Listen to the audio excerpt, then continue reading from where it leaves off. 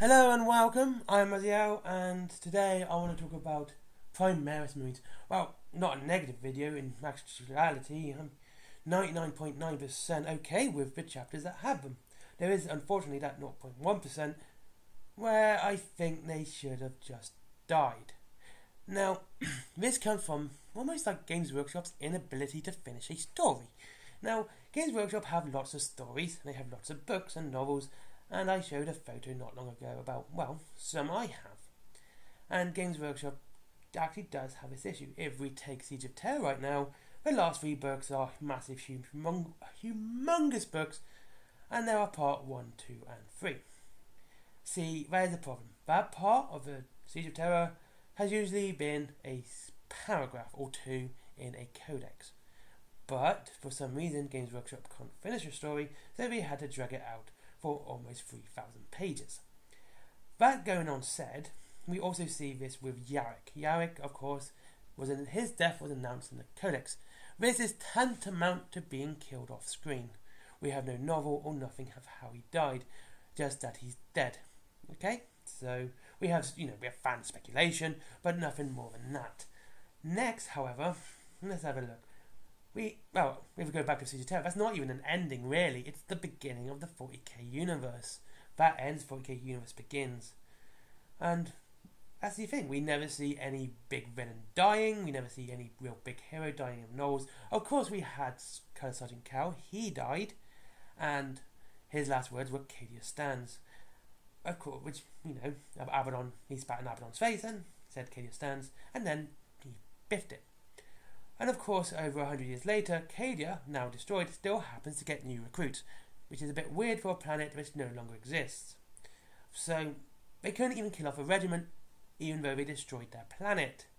I mean, they could have replaced them with many other regiments. There are many Imperial Guard regiments that could have been replaced. We've had new plastic Kriegsmen, and then we've got the Catachan, which are definitely in time for need for a reboot. A remaster, an upgrade, and have new models entirely.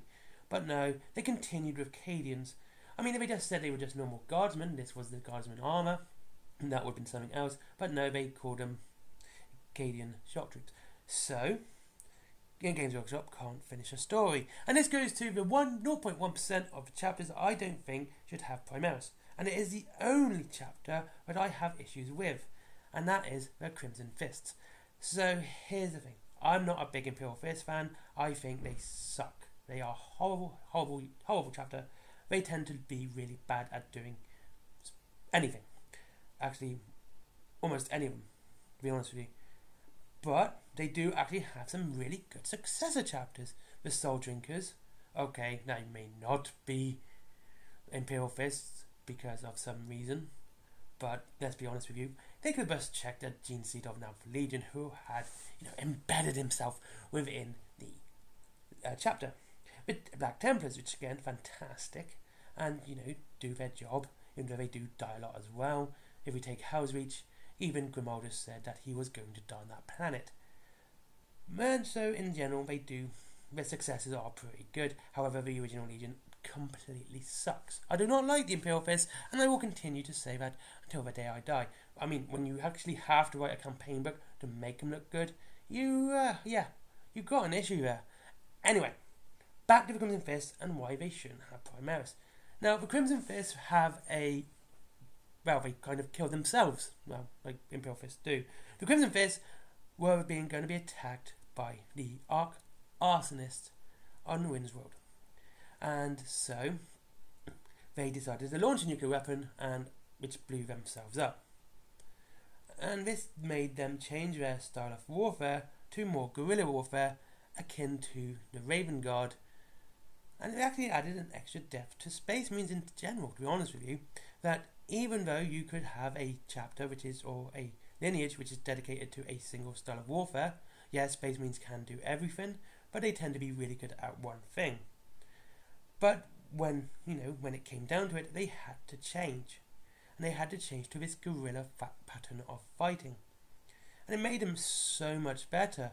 Pedro Cantor, making one of the best chapter masters. Well, he was chapter master before this. And if you know the reason why, or the Crimson Fists were there was because of the Feast of Blades. This is in memory of the Iron Cage. You know, another loss for the Imperial Fist. But they got absolutely wrecked by themselves. Everything about this was going to say that the Crimson Fists were going to die. The weapons on the cities were out of function. They were not repaired. They were not, they had no upkeep, and they just weren't prepared for an onslaught of this type, because it would take a lot of gall for anyone, to be honest with you, to attack a Space Marine homeworld, and it would take a lot. So it was attacked by the Orcs in one of the biggest wars. I think it was probably the third biggest, with Ghazghkull being number 1. I'm not sure it was number 2, but basically it was a very big Orc war going through the system, and this Arc Arsonist was absolutely smart. He shut down communications, and he just wrecked everything. So the Crimson Fists had seen their number go down to what was about 100 Space Marines left. They were absolutely decimated beyond compare. Actually, it wasn't even decimation, it was worse than decimation. It was so severe. So there you have it.